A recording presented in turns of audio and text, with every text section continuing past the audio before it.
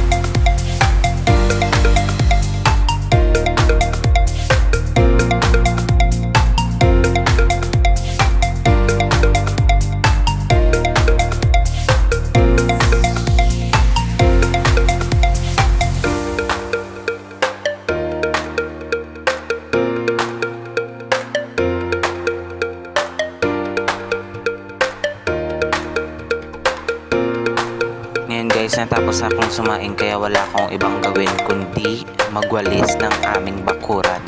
Tara, let's go!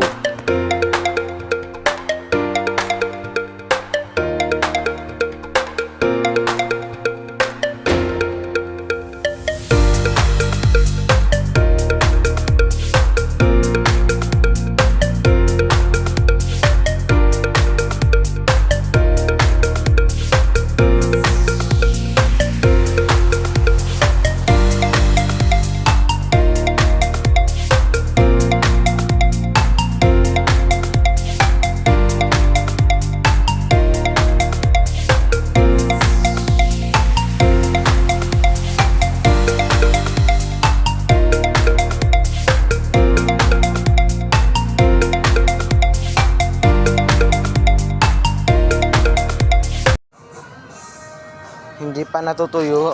Ay, hala siya. Hindi pa siya natutuyo, guys. Yung dinaanan ng baha dito sa amin, guys. Ito pa siya. Hindi pa siya tuyo, guys. Ayan ang ilog, oh. Dito ako. Yan, hanggang dito. Yan, guys, oh. Yung tubig. Hanggang dito. Malapit sa atop.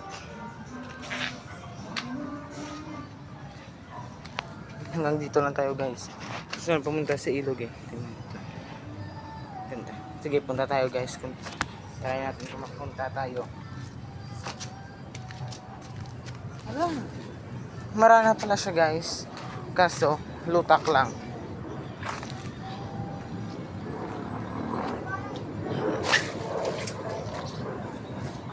Ito.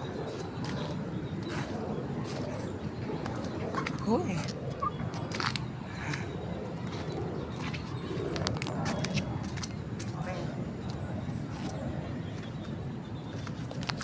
Guys, dinaanan ng bagyo. Tignan nyo, wala na kaming tanim. Yung tanim namin dito, guys, nagkarasira na, oh. Tignan nyo, wala na yung mga talong namin. Tignan nyo, sira na. Patay na rong sarisa. Ubos na trungle. Wala na, oh. Tignan nyo, guys.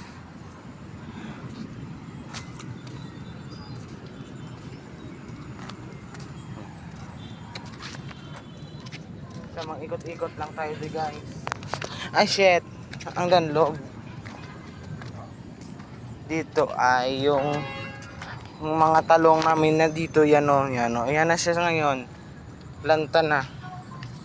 Patay na, wala nang bunga. Wala na siyang patay na. Uulit na kami. Ito, patay na. Nung una, ang ganda-ganda nito. Ngayon o, lanta na. Saging o. Nanubo na siya kasi natumba, guys. Dito. Ay, baka basa. Sige. dito yung nakatanim ay ano siya, alugbati. Wala na rin guys, tumba na rin. Pati yung puno ng papaya, ito na siya. Hindi pa ito natapos. Abira. Ito guys. Punta tayo dito guys. Ay, wala lang saging. Gusto ko.